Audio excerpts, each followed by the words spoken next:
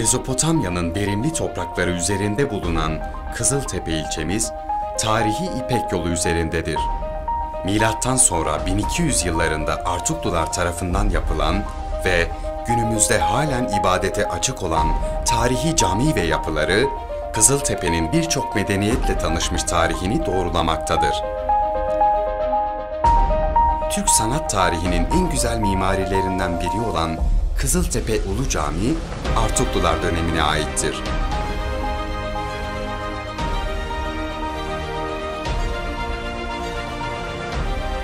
Başaklar şehri Kızıltepe'nin nüfusu birçok ilimizden daha büyüktür.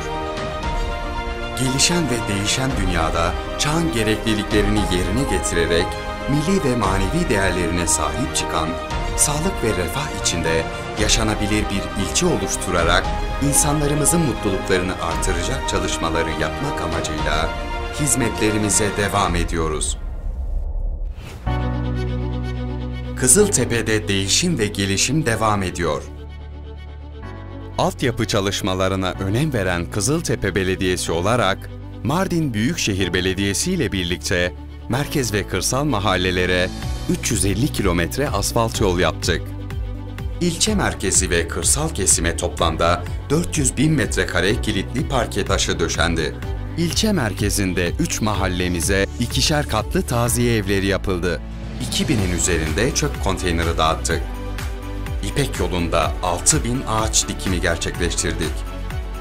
Kapalı semt pazarını tamamlayarak halkımızın hizmetini açtık. İlçemizde sorun oluşturan otopark için 2 adet çok katlı otopark projesini tamamlayarak en kısa zamanda halkımızın hizmetine sunmak için hızla çalışıyoruz. Cumhuriyet Meydanı otogar alanı ve Devlet Hastanesi bahçesine çorba çeşmeleri yaparak sabah 7'den itibaren vatandaşlarımıza çorba ikramında bulunduk.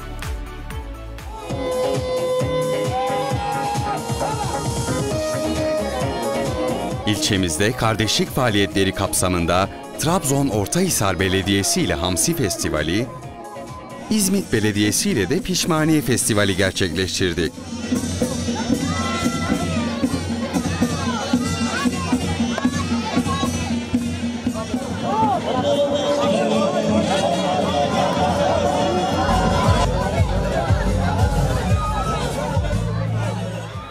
Ramazan ayında günlük 1500 olmak üzere 2 yılda 90.000 vatandaşımıza iftar yemeği verdik.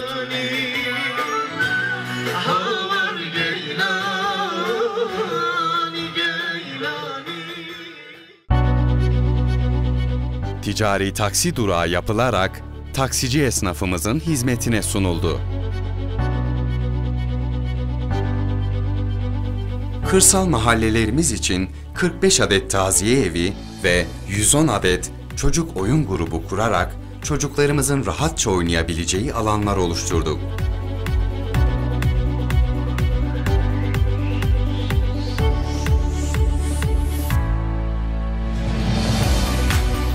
Mezopotamya mahallesinde yapımına başlanan cami yakın zamanda ibadete açılacak.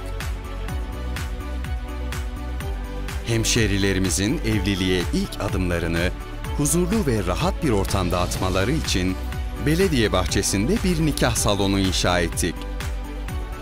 Yüzme bilmeyen çocuk kalmasın sloganıyla geçen yıl 1, bu yıl 2 havuzda toplamda 4500 çocuğumuz hem eğlenip hem de yüzme öğrenerek havuz projesinden yararlandı. 88 dönüm arazi üzerine yaptığımız parkta 3 adet çeşme, 6 takım fitness spor aleti, biri engellilere yönelik olmak üzere 3 adet çocuk oyun grubu oluşturuldu. Parkta yapay gölet, 2,5 kilometre uzunluğunda yürüyüş yolu, seyir için 3 adet yapay tepe ve bu tepeler üzerinde kurulu 5 adet kamelya, futbol ve voleybol sahaları, tenis kortu, vatandaşların mangal keyfi için 24 adet şömine ve 53 adet piknik masası bulunmaktadır.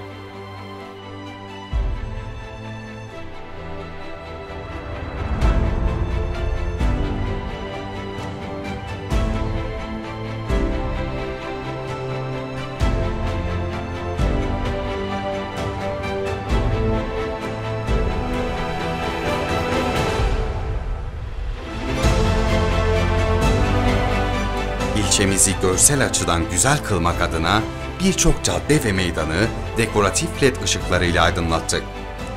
Başaklar Diyarı'nda bazı cadde ve kavşakları başak motifiyle süsledik. Cumhuriyet Meydanı'nda bir alanı huzur sokağına dönüştürerek hemşerilerimiz için dinlenme alanları oluşturduk.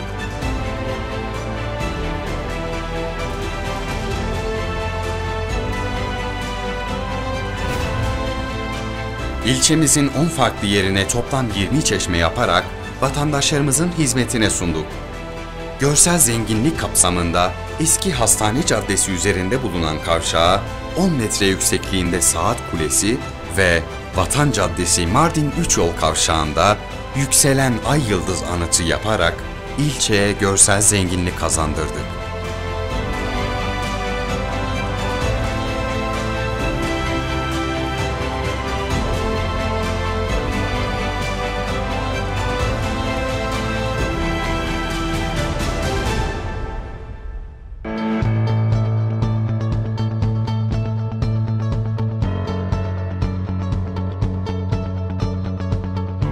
Belediyemiz bünyesinde 4 adet hanımeli kadın merkezini hizmete açarak kadınlarımızı tüketici değil, üretici olma konusunda destekledik.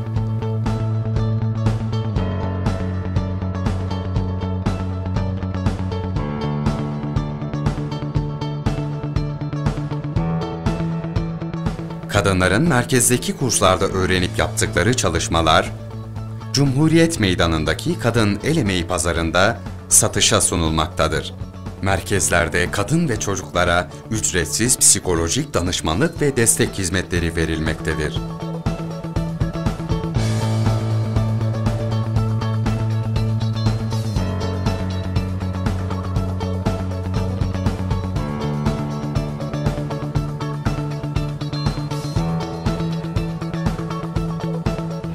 Kadın ve çocuklarımıza değer veren Kızıltepe Belediyesi olarak Hanımeli Kadın Merkezi'nde çocuk ve kadınlarımıza yönelik Cepsim projesiyle kırsal mahallelerimizde sinemaya gitme imkanı olmayan çocuk ve kadınlarımızı sinemayla tanıştırdık. Film gösterimi bittikten sonra da tekrar evlerine bıraktık. Proje kapsamında 60 köyden 5000 vatandaşa ulaşıldı.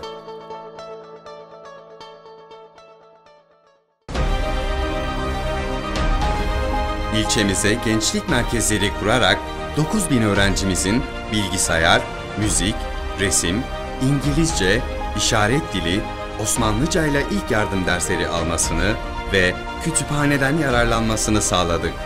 Ayrıca gençlerimizin boş zamanlarında arkadaşlarıyla bir araya gelerek hoşça vakit geçirmeleri için merkezimizde kafeterya oluşturduk.